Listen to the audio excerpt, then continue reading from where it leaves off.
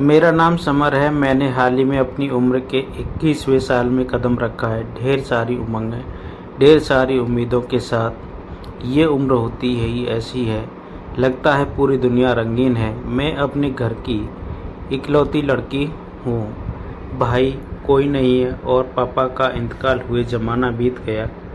पापा रेलवे में थे, उनकी पेंशन से ही घर चलता था। मेरी माँ खुद पढ़ी हुई नहीं थी, लेकिन पढ़ाई की अहमियत उनकी रग रग में थी।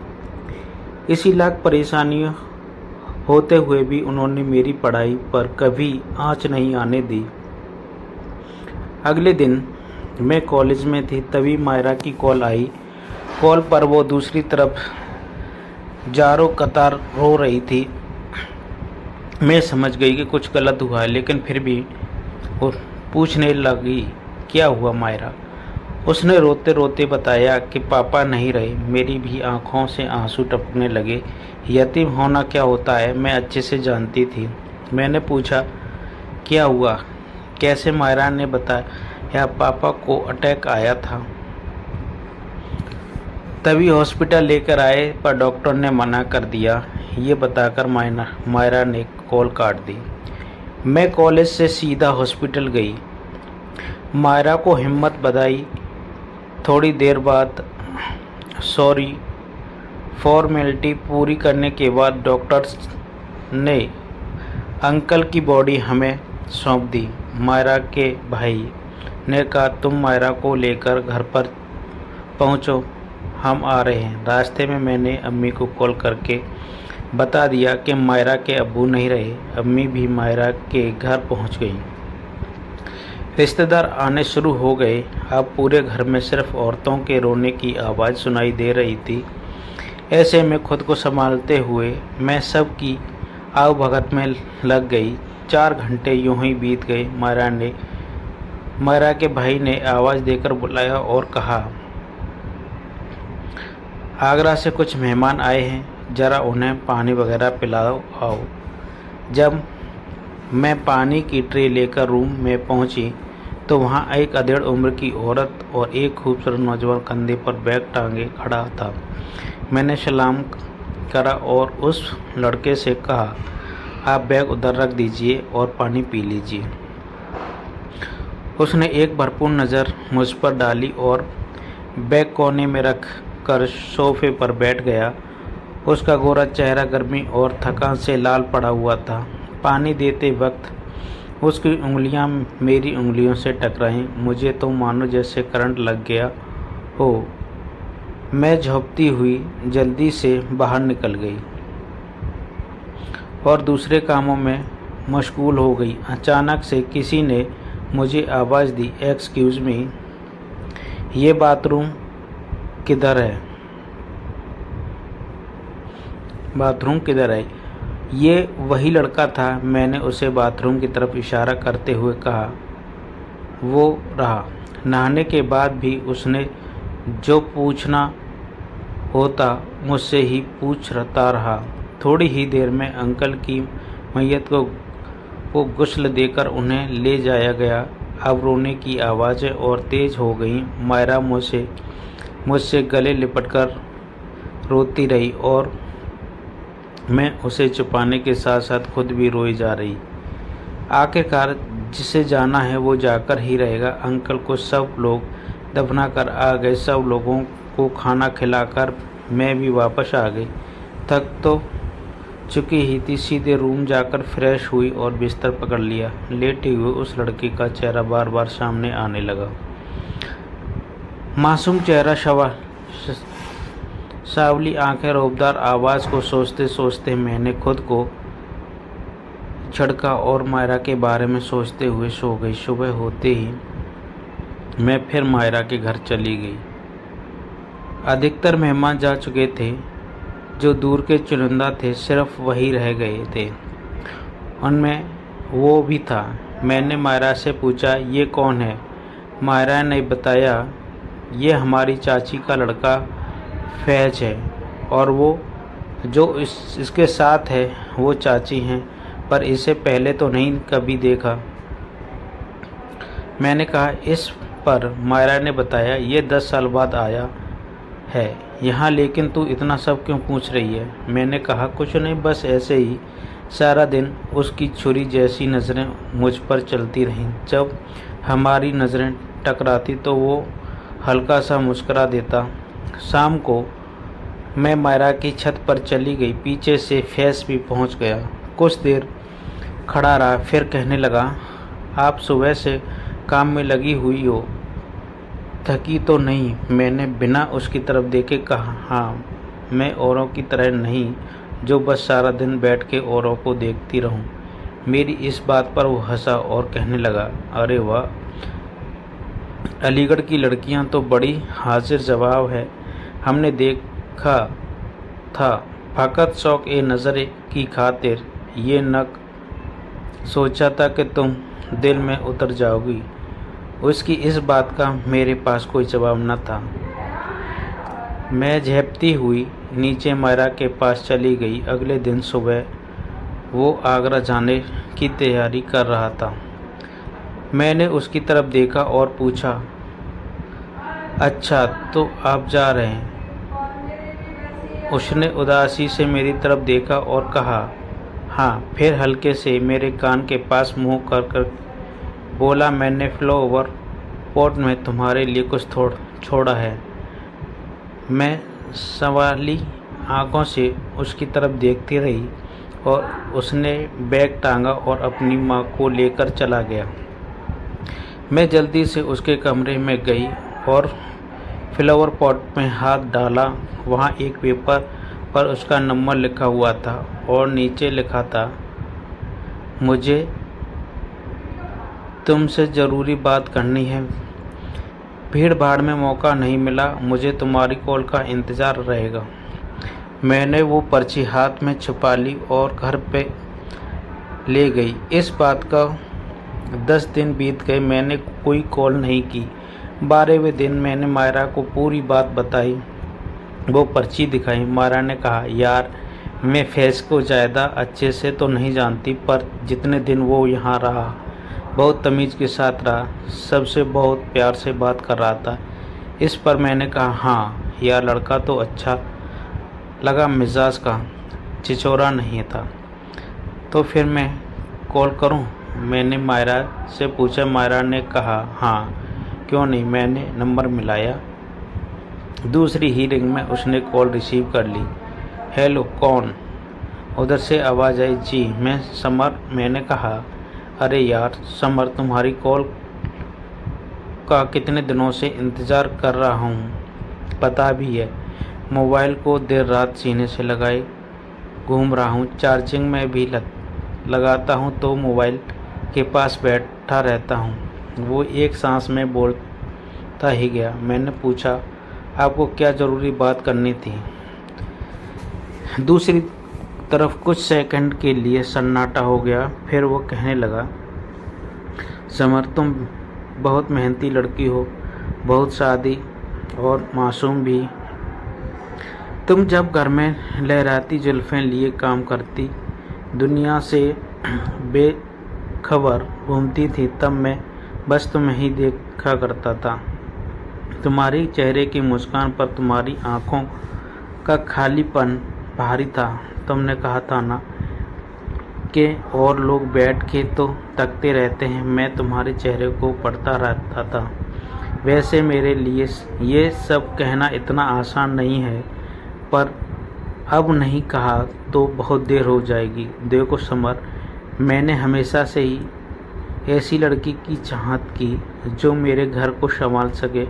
मुझे फैशनेबल लड़कियां नहीं पसंद। मुझे जिस तरह की लड़की पसंद है तुम बिल्कुल वैसी हो, सादा मिजाज। समर, मैं तुमसे निकाह करना चाहता हूँ। हाँ, ये निकाह जल्दबाजी का फैसला नहीं होता। तुम जितना चाहे वक्त ले सकती हो। ये ज़िंदगी भर का मामला है। तुम्हारी हाँ और ना दोनों में मेरी रज़ा होगी।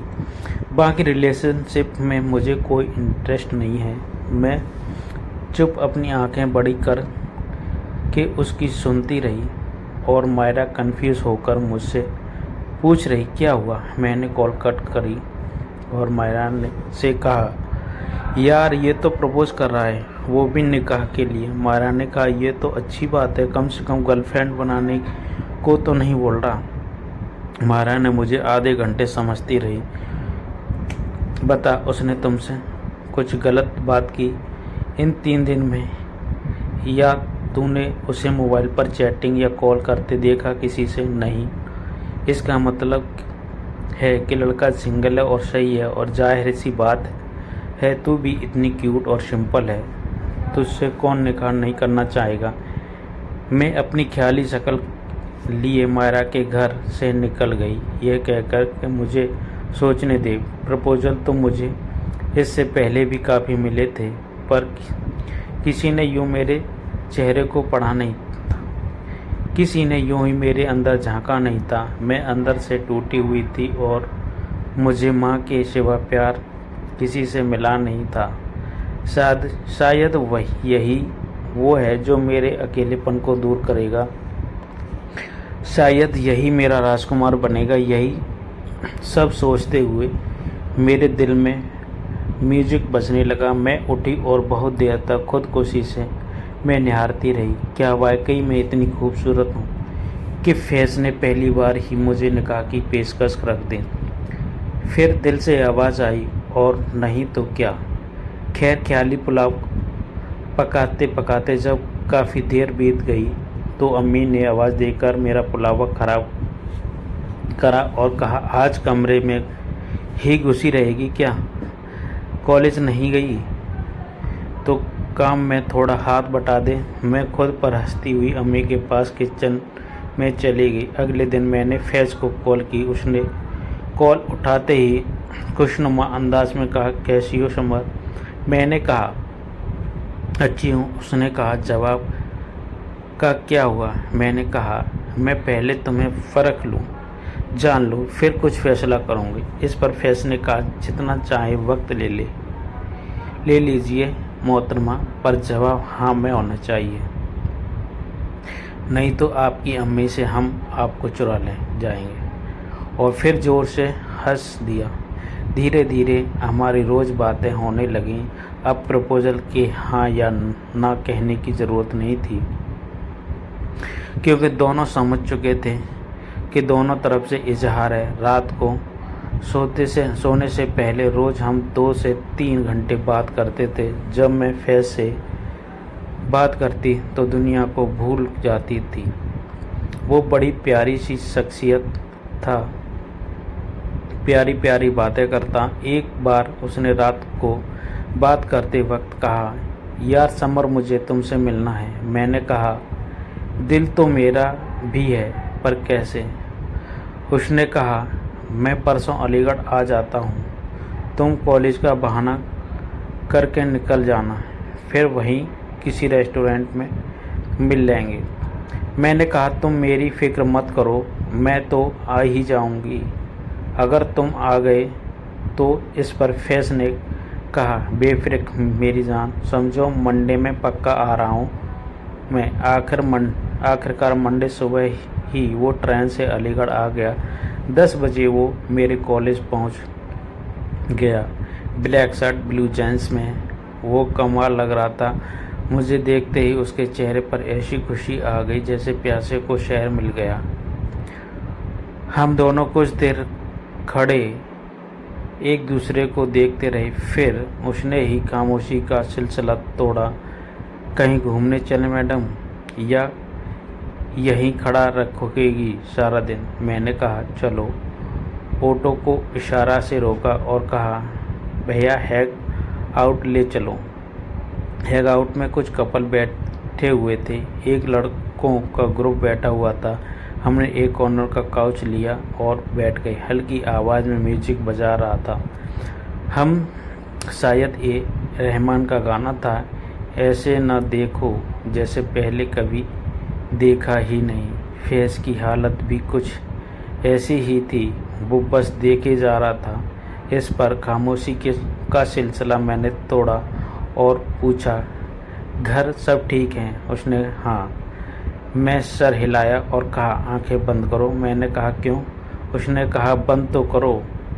मैं समझ गई ये शायद गिफ्ट लेकर आया, लेकिन अनजान बनकर आंखें बंद कर लें। उसने पूछा, क्या मैं हाथ पकड़ सकता हूँ तुम्हारा? मैंने कहा, हाँ, क्यों नहीं, बिल्कुल। उसने मेरे हाथ को पकड़ा और जेब से चांदी की पायलें निकालकर मेरे हाथ पर रख दी। पतली पतली स्टाइलिश पायलें, उसकी पसंद भी उसी की तरह खूबसूरत थी। अब आंखें बंद कराने की बारी मेरी थी। मैंने उसको पर्स और टाई दी। हम लोग 2 घंटे साथ में बैठे रहे, पर उसने मुझे टच करने की भी कोशिश नहीं की। अब चलने का वक्त हो गया। फैज़ ने बिल पे करा और हम जीने से नीचे उतरने लगे। फैज़ आगे था और मैं पीछे। फैज़ अचानक रुक गया। मैंने आगे बढ़कर देखा तो एक कपल जीने में किस कर रहा था। मैंने शरारत भरी नज़र से फैज़ की तरफ देखा तो उसने शर्मा कर नज़रें झुका लीं। हैंगआउट से मैं घर आ गई और फैज़ आगरा के लिए रवाना हो गया। घर पर पहुंचते ही मैंने मायरा को कॉल की और बताया, यार, लड़का बहुत अच्छा है। मायरा ने पूछा, क्यों भाई? मैंने मायरा को पूरी बात बताई कि इतना लंबा सफ़र करने के बाद भी उसने मुझे बिना वजह टच तक नहीं करा और जीने में एक लड़का को किस कर रहे थे। वहाँ मैंने उसे मुस्कुराकर देखा तो वो शर्मा गया। हाय मेरी जान। मायरा, मैं क्या बताऊँ, शर्माते हुए तो वो कितना क्यूट लग रहा था। इस पर मायरा भी हंसी और बोली, आखिर भाई किसका है? खैर, फैज़ ने घर पहुँचते ही कॉल की और अपनी सलामती की खबर दी। फैज़ से मिलने के बाद से अब हमारा प्यार उफान चढ़ने लगा था। रोज़ाना हम रात को कॉल पर घंटों बतियाते रहते। यूँ ही 3 महीने बीत गए। मैंने फैज़ से कहा, यार, मेरा बहुत मन है तुमसे मिलने का। फैज़ ने कहा, यार, मैं अब किसी रेस्टोरेंट में नहीं मिलूँगा। मैंने कहा, क्यों? फैज़ ने कहा, क्योंकि यार, वहाँ सब घूर घूर कर देखते हैं और जीनों में उल्टी सीधी हरकतें करते हैं। इस पर मैंने हंसकर कहा, तो जनाब, कहाँ मिलेंगे आप?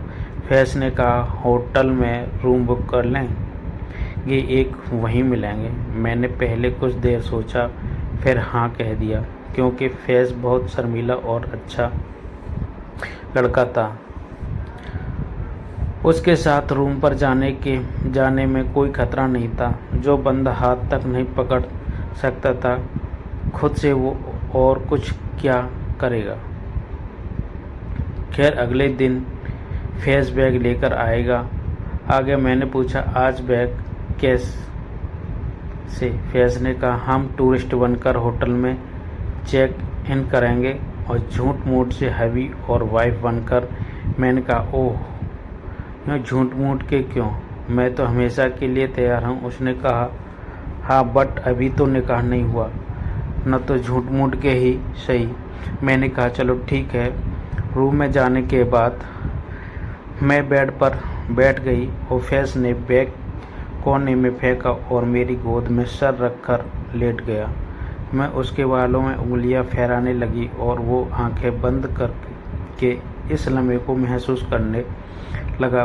5 मिनट बाद वो उठा, मुझसे बेड से उतारा, अपनी जेब से एक रिंग निकाली और घुटने पर बैठ गया और फिल्मी स्टाइल में मुझसे कहने लगा, समर, मैं तुम्हें बहुत चाहता हूँ। हर वक्त तुम्हें ही सोचता हूँ। I love you summer, I love you so much. मैं चेहरे पर बड़ी सी स्माइल लिए उसे देखती रही, फिर हाथ आगे बढ़ा दिया। उसने मेरी उंगली में रिंग पहनाई और मेरे बिल्कुल करीब खड़ा हो गया। उसकी सांसें की सरसराहट मुझे अपने लम्हों पर महसूस हो रही थी। उसका चेहरा धीरे धीरे मेरे करीब आ रहा था। मैंने अपनी आंखें बंद कर ली। शायद वो भी इसी इंतज़ार में था। उसने मेरे ओठों पर अपने ओठ रख दिए। मेरी सांसें बंद हो गईं, जिस्म ठंडा पड़ गया। धड़कन तेज हो गई और रुआ खड़ा हो गया। मैंने उसे हाथ से पीछे धकेला। वो पीछे हटा, मेरी तरफ देखा और फिर मेरा हाथ पकड़कर मुझे बेड पर बिठा दिया और अपने हाथों में मेरा चेहरा पकड़कर कहने लगा, क्या हुआ? मेरी कट्टों को मैंने कहा, कुछ नहीं, बस मुझे डर लग रहा है।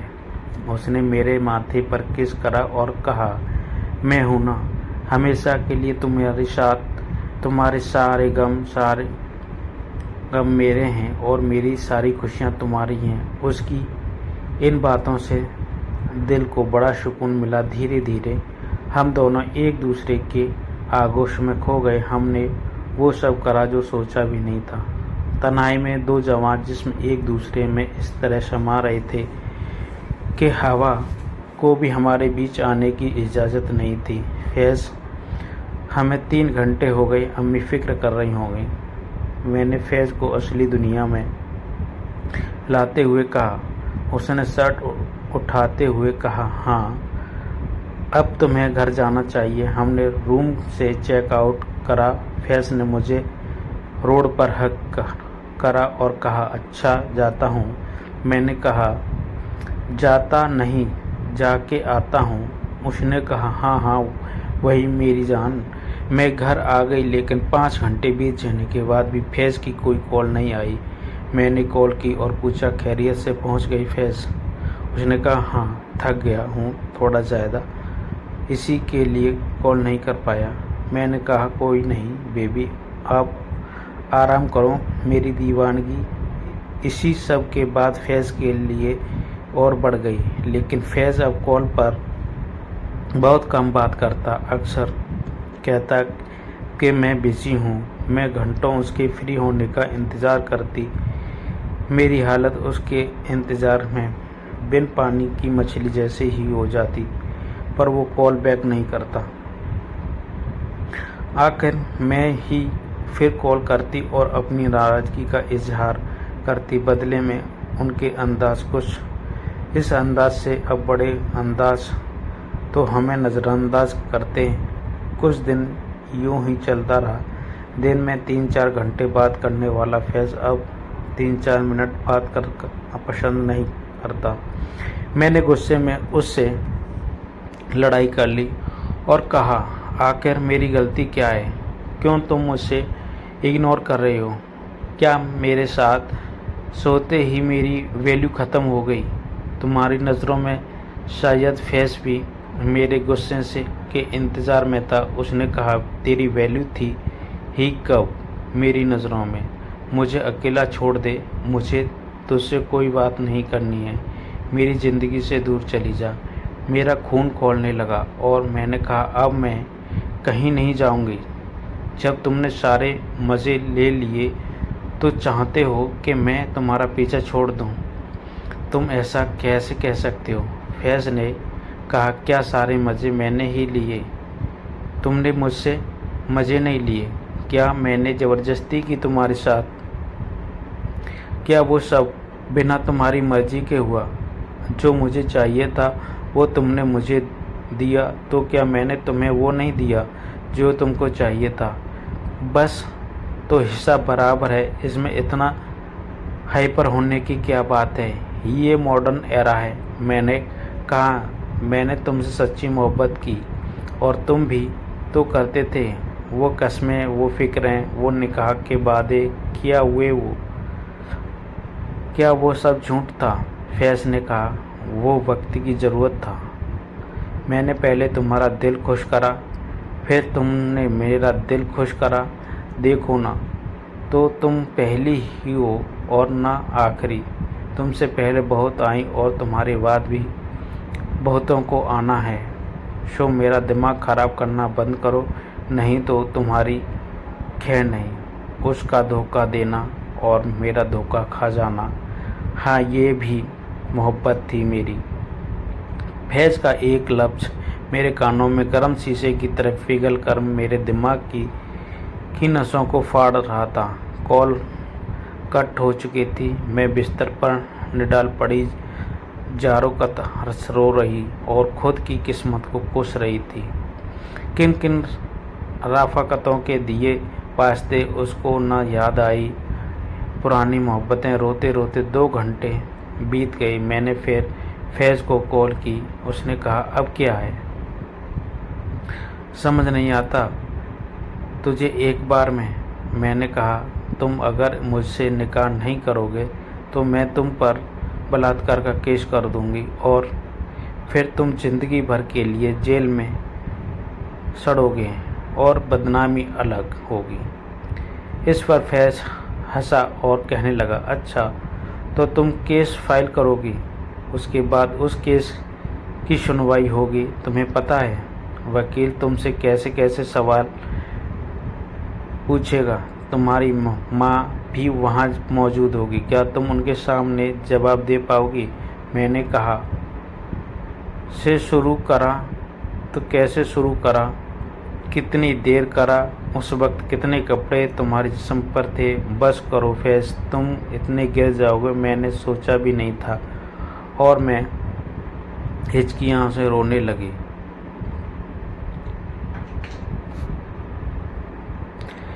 फैज़ ने कहा, जिन लड़कियों के बाप भाई थे वो मेरा कुछ नहीं उखाड़ सकी तो तू यतीम है, कहाँ तक कोर्ट कचहरी करेगी? जो हुआ उसे एक खूबसूरत ख्वाब समझकर भूल जा, नहीं तो तेरी इतनी बदनामी करूँगा कि कोई और तुझसे शादी के बारे में सोचेगा भी नहीं। ये कहकर उसने फिर कॉल काट दी।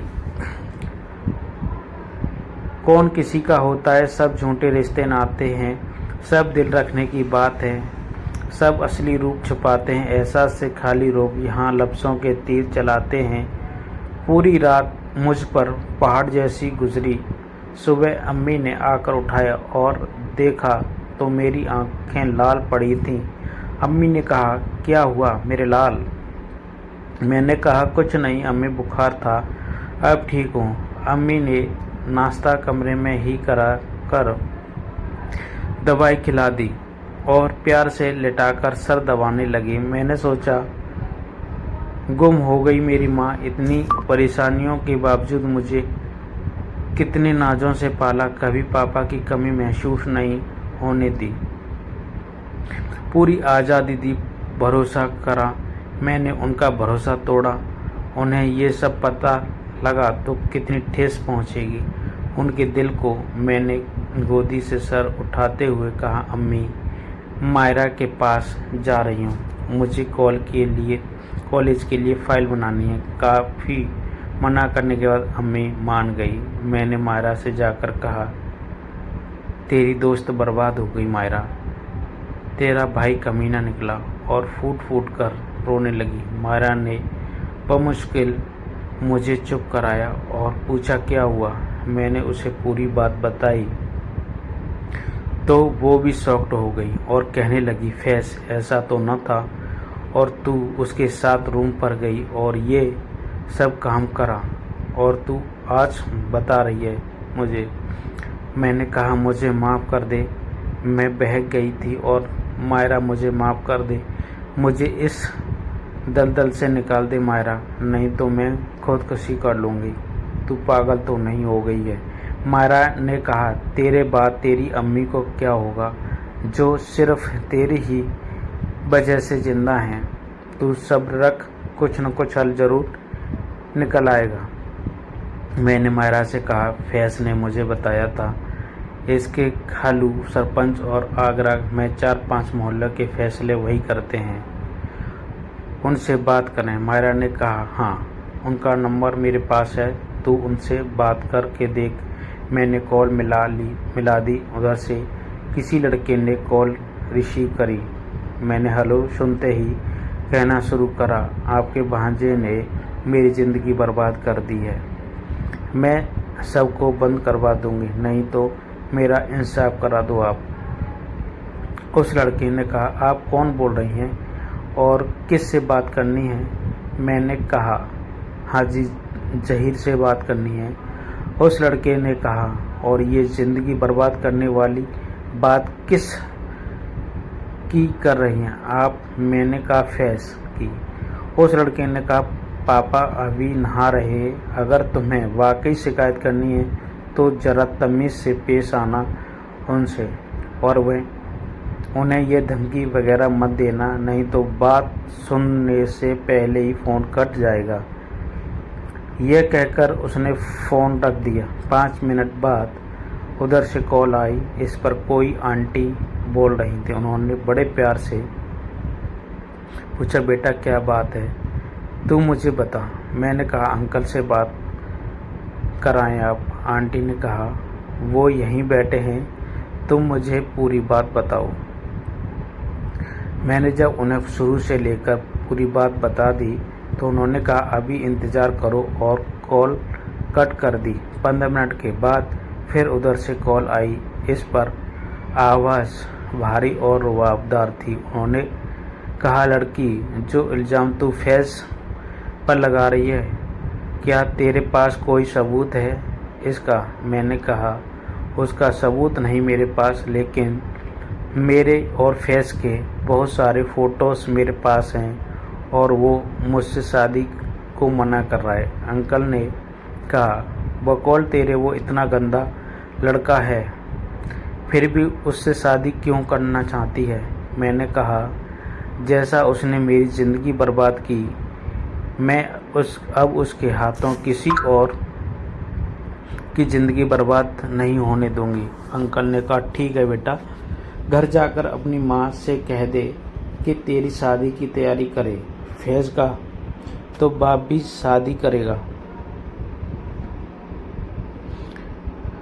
अंकल ने फैज़ के पापा को और फैज़ को बुलाया और फैज़ से कहा, समर की कॉल आई थी, तुमने जो उसके साथ करा वो शर्मनाक है। बेटी अपनी हो या पराई, मर्दों की जिम्मेदारी है उनकी आबरू की हिफाजत करें। तुमने उसके साथ ये सब क्यों करा? फैज़ ने कहा, खालू साहब, वो लड़की झूठी और बदल चलन है, मैंने कुछ नहीं करा, मैं तो उससे कभी मिला भी नहीं। तया की मौत के बाद से। इस पर अंकल ने कहा, उसके पास तुम्हारे और उसके फ़ोटोज़ हैं, उसके आगे अब कोई झूठ ना बोलना। मेरे सामने वो कुछ देर रुके, फिर कहने लगे, जवानी में गलतियां हो जाती हैं, लेकिन इस गलती की माफ़ी नहीं। या तो तुम्हें उस लड़की से शादी करनी होगी या फिर ख़ानदान से तुम्हारा बाइकाट कर दिया जाएगा। और ये मत सोचना कि वो यतीम है, अब उसे हमने गोद ले लिया। शादी के बाद भी वह हमारी बेटी बनकर तुम्हारे घर रहेगी। उसे किसी भी तरह से डराने धमकाने की कोशिश मत करना। फैज़ ने गर्दन झुकाकर कहा, जैसा आप बेहतर समझें खालू साहब। अंकल ने फैज़ के पापा से कहा, शादी की तैयारी शुरू कीजिए। अंकल ने चुपचाप फैज़ का रिश्ता मायरा की अम्मी के हाथ मेरे घर भेज दिया और कहलवाया, दोनों एक दूसरे को पसंद करते हैं, ये शादी आप जल्द से जल्द करा दें। अम्मी ने मेरी जल्द रजामंदी पूछी और हाँ कर दी। राज मैंने अंकल को बताया था, उन्होंने राज को मेरी माँ के सामने कभी नहीं आने दिया। मेरी किस्मत अच्छी थी कि बर्बाद होने के बाद भी मुझे फैज़ के खालू का सहारा मिल गया, नहीं तो अब भी न जाने कितनी लड़कियां हैं जो इस पर सबके बाद घुट-घुट कर खुद में ही मर जाती। आज मेरी शादी को 3 साल हो गए और मेरे पास एक प्यारी सी बेटी है। हाँ, मैं फैज़ के साथ अब उस तरह खुश नहीं हूँ जिस तरह तब होती थी जब ये शादी फैज़ की रजामंदी से होती, लेकिन मुझे इस बात की खुशी है कि अब फैज़ किसी और लड़की की ज़िंदगी बर्बाद नहीं करेगा। ये राजा इस शादी का है, ज़रा मेहतात ही रहना, उठाकर फ़ायदा तेरा ये फिर से हीर बदलेगा। अगर वीडियो पसंद आई तो लाइक करना, नए चैनल में सब्सक्राइब करना। मिलते हैं नेक्स्ट